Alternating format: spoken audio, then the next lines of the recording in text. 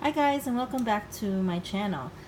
I've been working on cleaning out this vintage year 1995 Louis Vuitton Keepall 45, and I've been cleaning the Vachetta. I'm working on cleaning the Vachetta leather, and on this side you can see it looks so clean now. It used to have really dark black spots on here, but now it looks like pretty good in terms of the overall color. So what I've been doing is I've been spot cleaning it with Mr. Clean Magic Eraser. And let me just show you one of the magic erasers that we've been using on this.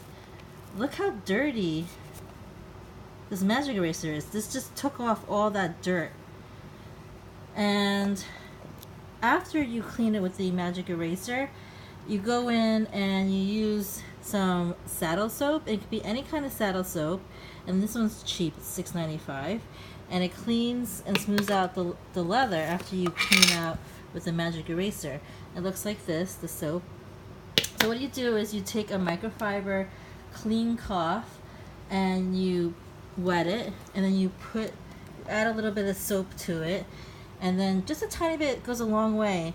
And then you take that and you rub it into the Vachetta leather, and you just want to go over it pretty good.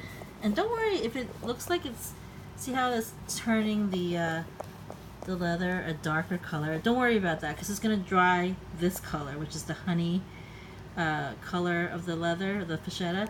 So when it gets wet, the Vachetta looks dark brown, but don't worry about that, because you just want to go through it and condition the leather pretty well. And once you clean the entire strap all the way through, so you want to get the front side and the back side and get it all the way wet through the same wetness, so that it dries all smooth the same way. So I'm going to go ahead and do that, and then I'm going to show you in the next video how everything's going to look all cleaned. Thanks again.